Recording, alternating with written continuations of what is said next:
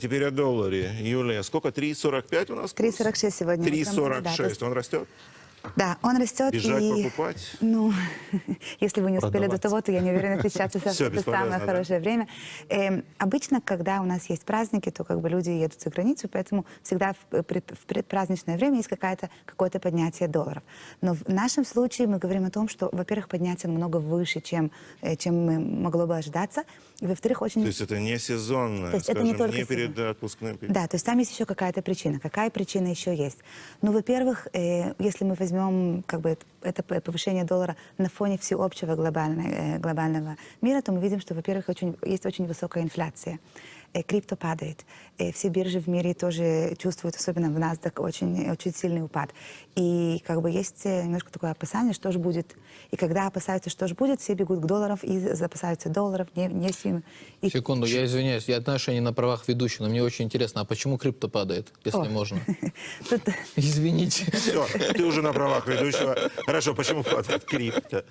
Ну, давайте вспомним о том, что это не первый раз, когда крипто падает. То есть мы также видели его упад в 2017 году. Это действительно такой адекватный экономический показатель, такой же, как курс доллара, курс биткоина? Ну, тут есть несколько причин. Во-первых, мы должны как бы помнить то, что статус крипто сегодня, если мы сравниваем с тем, что было там 10 лет назад, когда он упал в 2013 и 2017, то многое изменилось.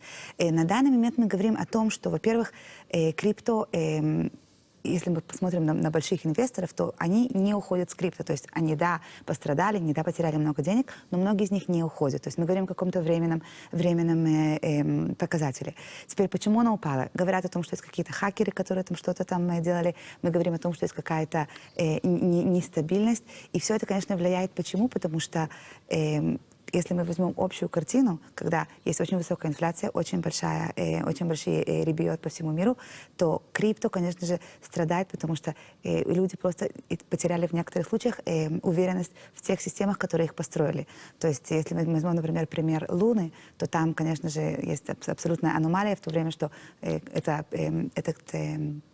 этот матбеа, который привязан к доллару, это монета, которая привязана, вдруг она падает на меньше, чем это. Да. Говорят о том, что, может быть, в некоторых случаях есть какие-то вмешательства, так сказать, подводные вмешательства каких-то больших тел. И учитывая то, что в наше время в крипто вкладывают не только частные люди, но и большие как бы, организации, там разные финансовые фонды и так далее, и эти большие фонды двигаются по очень большим, так сказать, масштабам, то достаточно, что только некоторые из них вышли с крипто, который очень нестабильный, чтобы уйти в доллар или в нефть, то мы уже чувствуем очень большое влияние. То есть это одна из главных причин, почему это происходит именно сейчас. Я просто знаю другую историю. Сейчас, например, Россию, если мы затронем Россию, да, А мы ее затронем. вывод денег, людей, средств, которые сегодня очень-очень проблематичны, использование рублей, пытаться сохранить свой капитал и много всего другого. Я знаю, что очень многие люди и также институты перешли в крипто, то есть, потому что крипто, как говорится, оно под регуляцией, скажем так. И У действительно... нас в Израиле разрешено пользование криптовалютами Центробанком. Оно Как не вообще запрещено, но есть очень многие другие сложности. Во-первых, в плане налогов. То есть есть какой-то закон, который говорит, что крипто надо платить налоги в размере 25% при каждой транзакции, которая делается.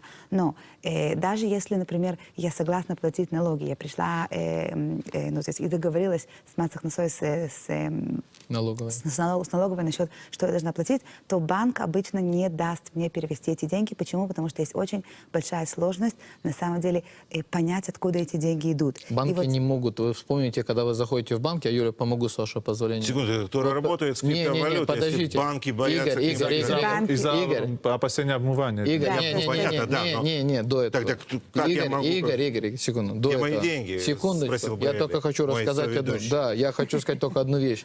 То есть непонимание, как говорится, трудно доказать, может где-то... То есть есть много вещей. Но я хочу самое банальное сказать. Представьте себе, что вы вошли в ваш филиал банка.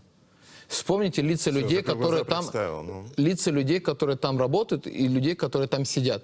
Неужели вы Нормальные предполагаете... человеческие. Не, они очень нормальные. Но неужели вы предполагаете, что эти люди способны сегодня понять, как говорится, сегодня, на сегодняшней ситуации, у них есть то образование и то понимание, и те инструменты, понять всю сложность крипто, и это, как говорится... Ты как-то это предвзято относишься Я не к думаю, сотрудникам я не думаю, что в инвестициям этом... моего отделения банка. Не-не. Причина не в этом. Я могу Нет, сказать, нет, что, нет. что мой сосед, он главный, как бы глава вот это именно отделения отмывания денег в Банка Полим.